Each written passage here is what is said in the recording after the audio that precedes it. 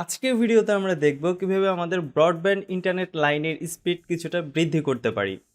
তার জন্য আমরা তিনটা কাজ করব। প্রথমে ডিএনএস চেঞ্জ করব এবং পরবর্তী যে দুইটা কাজ সেটা ভিডিওতে দেখানো হবে।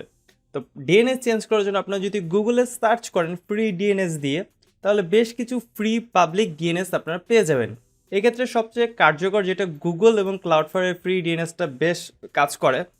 তো আমি আজকে দেখাবো গুগল এবং ক্লাউডফ্লায়ারের দুইটা ডিএনএসই দেখাবো। এছাড়া আপনারা যদি অন্য কোনো ডিএনএস ব্যবহার করতে চান, সেক্ষেত্রে গুগলে সার্চ করে আপনারা কিন্তু এই ডিএনএসগুলো ব্যবহার করতে পারেন।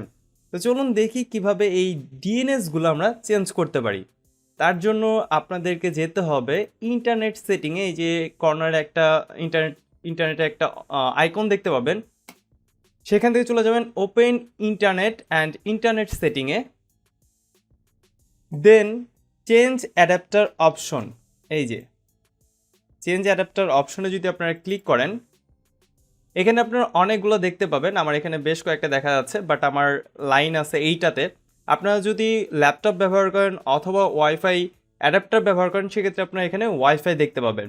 তো আপনারা যে লাইনটা ব্যবহার করতেছেন, মানে যে লাইনটা কানেক্টেড, ঠিক সেই লাইনটাতে ডবল ক্লিক করবেন। সো আমার এই লাইনটা কানেক্টেড ইথারনেট নেটওয়ার্ক, এটাতে ডবল ক্লিক করলে এখানে দেখেন প্রপার্টিস একটা অপশন আছে, এই যে প্রপার্টিস। সো এখানে যদি আপনারা ডবল ক্লিক করেন অনেকগুলো অপশন পাবেন। তো ডিএনএস চেঞ্জ করার জন্য আপনাদের যেতে হবে ইন্টারনেট প্রোটোকল ভার্সন 4 TCP/IPv4। আমি এই যে দেখিয়ে দিচ্ছি মার্ক করে, এটাতে প্রথমে আপনাদের ক্লিক করতে হবে। দেন এখানে আমার ডিএনএস দেয়া আছে, আমি জাস্ট এগুলো কেটে দিচ্ছি, নতুন করে ডিএনএস বসাবো। এখানে দেখেন আমি দুইটা ডিএনএস রাখছি, একটা হচ্ছে যে গুগল পাবলিক ডিএনএস এবং আরেকটা রাখছি ক্লাউডফ্লায়ার ডিএনএস। সো আমি ব্যবহার করব ক্লাউডফ্লায়ার, আপনারা যেটা খুশি সেটাই ব্যবহার করতে পারেন। তো প্রথমে আমি ক্লাউডফ্লায়ার ডিএনএস ব্যবহার করব 1111। তো আমাকে প্রথমে বসাইতে হবে এই যে এখানে 1.1.1.1। দেন সেকেন্ড ডিএনএস যে এটা আছে সেখানে বসাবো 1.0.0.1, বসাচ্ছি 1.0.0.1। তারপরেও দেখে নিই ঠিক আছে কি না। হ্যাঁ, ঠিক আছে। সো এরপর আপনাদের যেতে হবে ইন্টারনেট প্রোটোকল ভার্সন 6 TCP/IPv6। এইখানে এটা হচ্ছে সেকেন্ড ডিএনএস, যেটা এখানে বসাইতে হবে।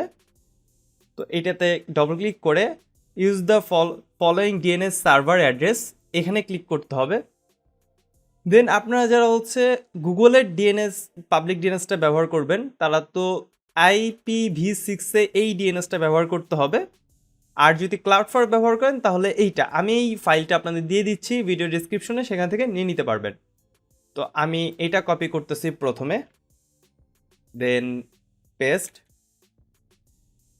সেকেন্ডটা কপি করলাম, দেন পেস্ট। ওকে, আমার ডিএনএস কিন্তু চেঞ্জ হয়ে গেছে। সরি, আমার এই যে এখানে একটা স্পেস আছে যার জন্য নিচ্ছে না, যেটা এখন নিয়ে নিছে। এরপরে ওকে, ব্যাস ডিএনএস চেঞ্জ করে ফেললাম। এখন বেশ কিছু কথা মাথায় রাখবেন।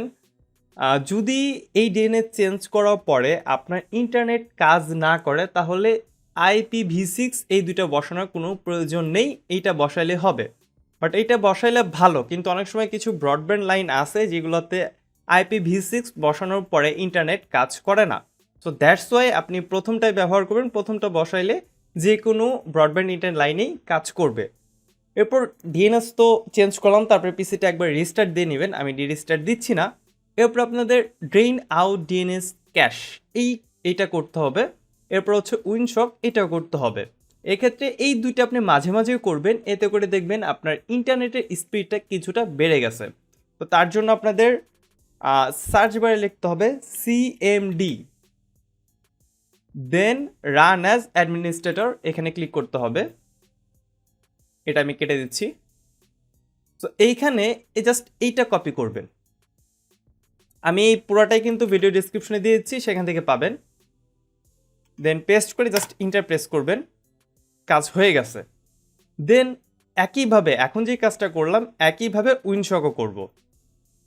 তার জন্য CMD লিখব, দেন রান অ্যাজ অ্যাডমিনিস্ট্রেটর, এখানে ক্লিক করব।